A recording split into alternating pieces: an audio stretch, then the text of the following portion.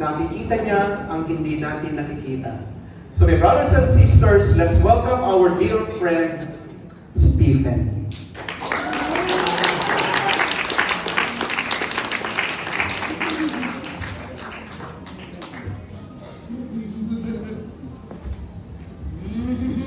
Hello. Kita niyo ba ako? Ako kasi hindi. Ayan. Thank you, bro. Nasa patingin niya? Ayun pala. Alright. So good morning, brothers and sisters. Good morning, brothers and sisters. Good morning. Pakisabi nga sa inyo mga katabi. God will speak to you today. My name is Brother Stephen. Also siya Stephen. I am from the Feast San Pablo. And that's my home feast. Pero kung saan niyo po makikita, minsan nasa Feast Nalawa, minsan nasa Feast Libang. Hindi lang matuloy yung last, dapat nasa Feast Lucena kami ni Brother John. And ako po ay literal na bulag. Sabihin niyo nga, bulag. Grabe naman yung magkakabulag nito. Yeah, and I'm happy for what I am, for what I have, because God given me a lot. Kayo ba? Ask yourself, am I grateful? No? And sobrang grateful ko. Lagi ko itong sinasabi sa SG, shelter groups. Sinasabi ko ito sa mga estudyante ko. I'm a teacher, by the way. I'm a college teacher. Music. And I'm also 26 years old already. Gulo ko. 26 years old. And I'm a singer-songwriter as well. Yeah. And, yun nga, God has given me everything. He given me a gracious and loving God na laging naririyan para sa akin. At para sa ating lahat. Pangalawa, andyan ang aking family. My family given me everything. Hindi nila ako tinuring bulag. No? Even my father taught me how to drive. Paano ka matutong mag-drive? Bulag ka. No? But my father trusted me. And he even taught me how to drive. Believe. Kung maniwala kayo, kung kayo maniwala. Pero totoo po yun. When I was younger, my father taught me how to drive. And my mother taught me how to be independent. I am only child. Wala akong kapatid. Wala akong, alam niyo yun, yung kapatid na may ayakap, ganyan, pagka hindi ka okay. But God given me a lot of brothers and sisters like you. Amen?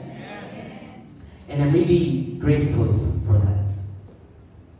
Sobrang akong papasalamat sa Diyos. And lagi ko nga sinasabi sa SG na, alam niyo ba,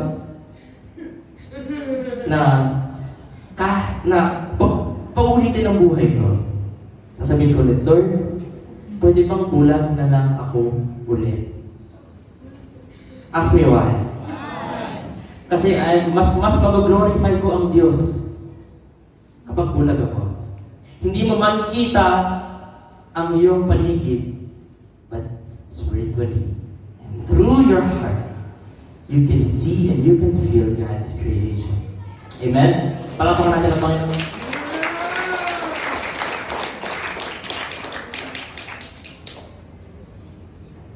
Hindi ko makita itong ginagawa ko.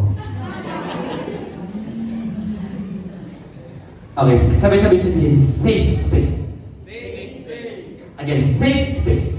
Safe space. Ang feast para sa akin is my safe space. Kasi, I've been serving sa maraming Catholic community since 2012. I've been through many communities. And, ayun, nagsimula akong mag-search at the feast through Brother Lawrence, ang emissary ng feast, Video San Pablo that time. He's my prayer warrior, he's my friend, and lahat ng iyak ko alam yan. He invited me sa the feast. Akala ko, hindi siya Catholic. Kasi, Lenten Recollection ng Feast Alabang sa Philinvested, 2016. And, pagpasok ko, meron silang worship. Sabi ko, ano to? Parang hindi naman natin ito Catholic. Sabi ko, ganyan. But, hindi.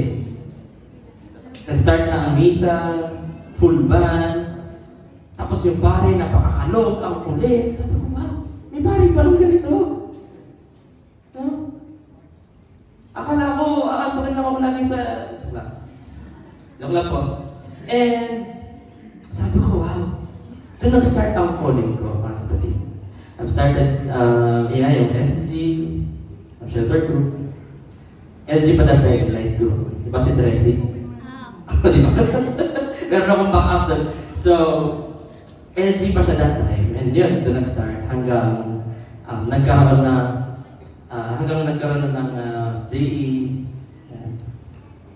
And doon nag-start ang journey ko sa faith. And simula noon, nung inallow ko ang Holy Spirit and ang Panginoon na take over ang buhay ko, doon na nagbago ang lahat. Sabi niyo, what? Doon na nagbago ang lahat. So, hindi ko akalain na kahit palabulag ka, you can do great things. Sabi niyo nga, do great things. And God given me everything. Hindi ko akalain na magsasalita ako sa inyo ngayon na magiging speaker ako sa iba't ibang schools and corporate companies. Grabe si Lord, no? Sabi niyo, grabe si Lord. Eh, grabe si Lord sa buhay natin. Because God has given us everything. Minsan hindi lang natin nakikita. Ba't ito matawa, Brother Will? Diba? And minsan hindi lang natin nakikita na sa harapan na pala natin. Minsan may salamin lang pala tayo, hindi natin tinatanggal. But still, God is a faithful God. Amen? Parang natin ang Panginoon. Sabihin, a new perspective. And yan, grabe yung talk kasi sa feast. Isa po nag-talk si Brother Darwin, talagang naluluha na ako. Isa nakakakita na ako pagkatapos eh. Diba? Because yung talk ng feast, grabe yung speaker talaga, yung preacher talaga minsan mapipaiyakan na lang talaga. And yung mga sharers natin, sobrang powerful. Sabi niyo nga, powerful. Sobrang powerful ng Panginoon sa buhay natin. Amen? Grabe. Sobrang nabago ang perspective ko. Akala ko hanggang doon na lang ako eh. Akala ko wala na akong magagawa eh. Akala ko pag bulag ka, dyan ka na lang. Sa bahay ka na lang, hindi ka na lalabas. Di ba yun ang perspective natin? Pag bulag, ano?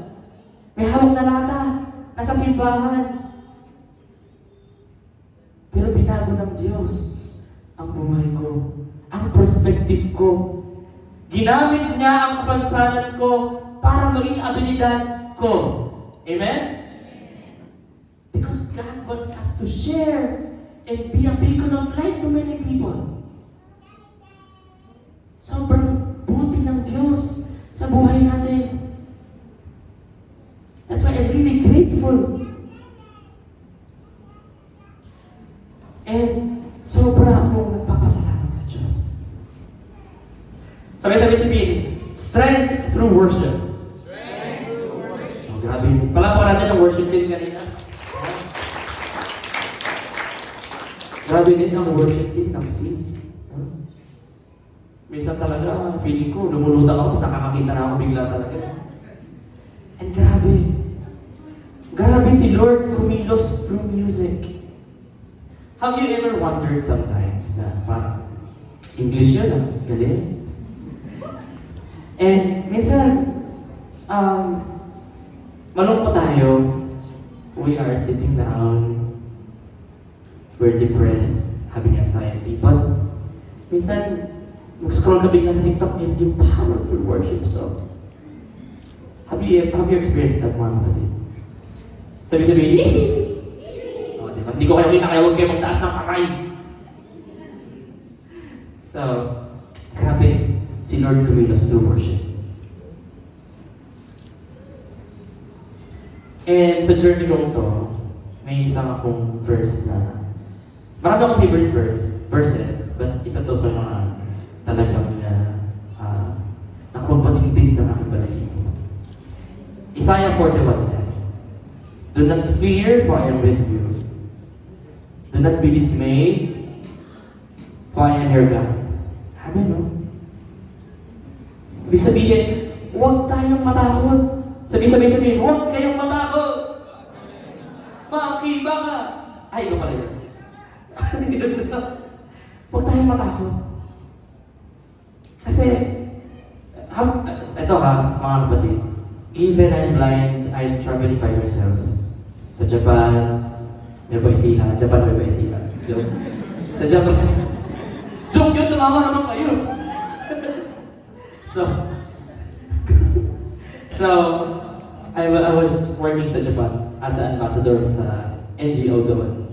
Akalain mo, kahit pala bulag ka, pwede ka mag-travel mag-isa.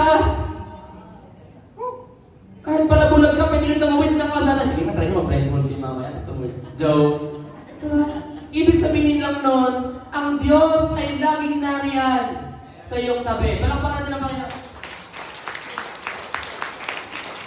Tunay na grabe si? Amen. Grabe, no? And experience ka dito sa feast talagang sobrang powerful ng talk, powerful ng worship. That's why we don't have to worry about anything kasi gagamitin ng Panginoon lahat ng tao na nasa paligid natin. We don't have to see the world to feel and to see God's glory. Amen?